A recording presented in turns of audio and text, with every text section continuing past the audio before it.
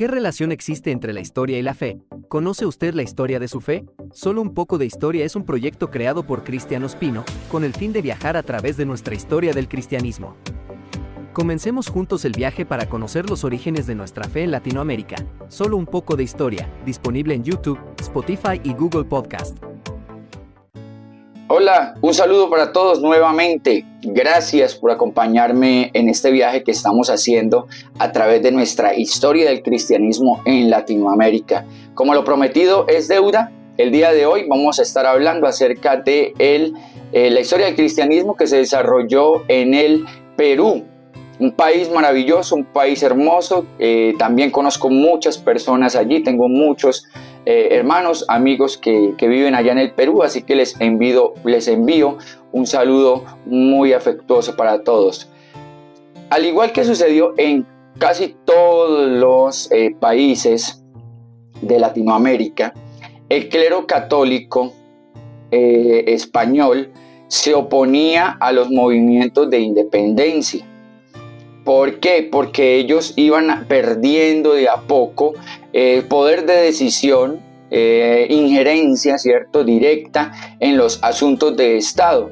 Obviamente recordemos que el clero católico en su mayoría estaba compuesto por sacerdotes españoles, razón por la cual ellos no veían con buenos ojos ningún movimiento de independencia. Sin embargo, también estaba el clero católico peruano, que ellos sí estaban muy de acuerdo en los movimientos de independencia y ellos apoyaban ese movimiento de independencia. Entonces había algún roce, algunos choques entre el clero que tenían ideas diferentes en cuanto a la independencia de nuestros países. San Martín y Bolívar, ellos abogaron por la continuidad de la unión entre iglesia y Estado. Aquí en el Perú sucede muy diferente a como sucedió en otros países. En el caso de Simón Bolívar, que él sí estaba de acuerdo en esa separación entre iglesia y Estado. Allí en el Perú él como que estuvo de acuerdo, tal vez tuvieron algún tipo de conversación, llegaron a algún tipo de acuerdo con San Martín. Recordemos, un prócer argentino que también ayudó en la independencia del Perú, y Simón Bolívar estuvo de acuerdo en que no hubiese esa separación. Sin embargo, Simón Bolívar sí quería y sí proponía en que el patronato nacional estuviera en el Perú, ¿sí?, y que no le perteneciera a los españoles. Más adelante, la lucha por la libertad de cultos comenzó allí. Simón Bolívar fue uno de los que abogó por la libertad de cultos. Sin embargo, parece ser que Perú no tenía las condiciones suficientes para que existiera, por lo menos en un momento muy temprano, esas libertades de culto. Entonces no se dio sino hasta años más adelante. El gobierno peruano reclamó el patronato nacional, una idea que ya venía tratando Simón Bolívar anteriormente, y hablaron o le mandaron algún tipo de comunicado al Papa de turno, que era Pío IX, y él estuvo de acuerdo en que se le concediese ese patronato nacional a los peruanos. Sin embargo, puso muchas condiciones. Obviamente ellos querían tener el control de ese patronato, y pues como era muy difícil, casi era insostenible por el hecho de que los países estaban independizando, entonces ellos accedían de alguna forma, pero ponían algunas condiciones, como fue el caso de Pío IX. Hasta el año de 1915 fue que en el Perú se logró la libertad de cultos, se promulgó esa ley que permitía la libertad de cultos. En medio de muchas contradicciones, los dominicios continuaron adelante con su obra misionera, llegaron hasta la región de Urabamba.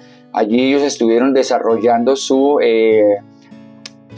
misiones católicas enfocadas a las comunidades indígenas.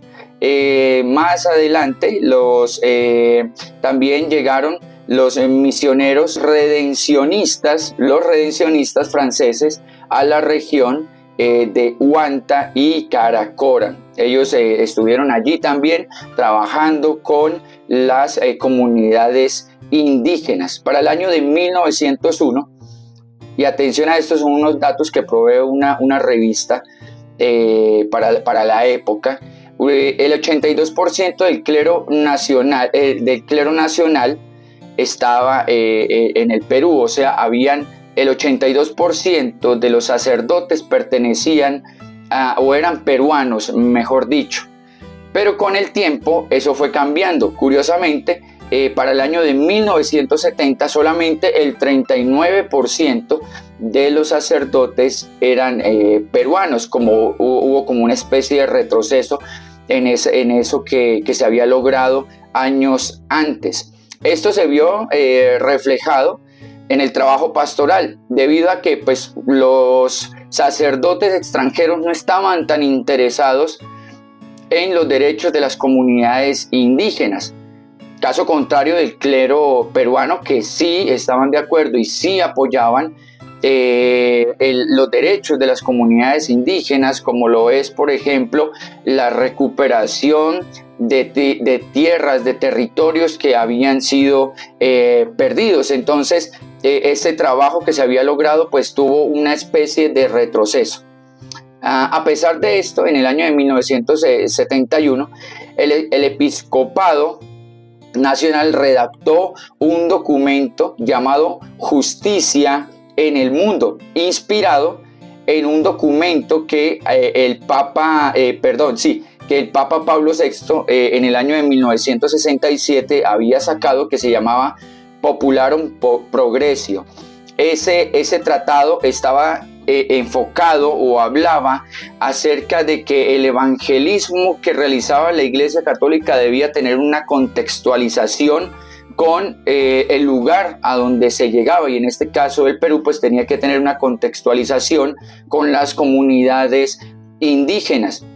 Debido a la notable injusticia y desigualdad que existía en nuestros países, la creciente popularidad de las ideas marxistas también fueron tomando terreno en el catolicismo, y muchos sacerdotes estudiaron las ideas marxistas y comenzaron a trabajar en pos de muchas de esas ideas. Es así que se celebró en la segunda asamblea que se celebró de la Conferencia Episcopal Latinoamericana, que se realizó en Medellín. También se redactó un documento que se llama Justicia en el Mundo. Ese documento pues es muy importante porque habla acerca de esa obligación que veían los católicos de luchar por los derechos de los indígenas, de las personas, de los nativos especialmente. Entonces allí se va creando todo este movimiento que más adelante va a dar paso a una obra que es muy conocida, que es La Teología de la Liberación. Es un libro que publicó Gustavo Gutiérrez, en el cual habla precisamente de todo eso, de cómo el evangelismo, la religión, debe preservar los derechos y no puede pasar por encima de los derechos de las personas, probablemente pues por los antecedentes que se tenían en esto de la evangelización y algunos atropellos, algunas injusticias que se cometieron en los momentos de que llegó el catolicismo hasta nuestros territorios. Bueno, la obra misionera en el Perú se enfocó en dos objetivos principalmente. Después de todo esto, se enfocó en dos objetivos principalmente. El primero era el acompañamiento a las comunidades indígenas en la recuperación de sus territorios. Eso era muy importante y los misioneros ya anteriormente mencionados trabajaron mucho en este sentido. Y el segundo era la contextualización del evangelio. Cómo el evangelio puede llegar a una comunidad, puede llegar a una población sin necesidad de atropellar las costumbres y las creencias de los pueblos. Muy bien, el día de hoy estuvimos estudiando todo lo que es la historia del cristianismo enfocado en el catolicismo allí en el Perú. En el próximo capítulo, en el próximo video, vamos a estar hablando ya del protestantismo que se desarrolló en el Perú. Los espero, por favor acompáñenme en este viaje que estamos realizando. ¿Qué relación existe entre la historia y la fe? ¿Conoce usted la historia de su fe? Solo un poco de historia es un proyecto creado por Cristian Ospino, con el fin de viajar a través de nuestra historia del cristianismo. Comencemos juntos el viaje para conocer los orígenes de nuestra fe en Latinoamérica. Solo un poco de historia, disponible en YouTube, Spotify y Google Podcast.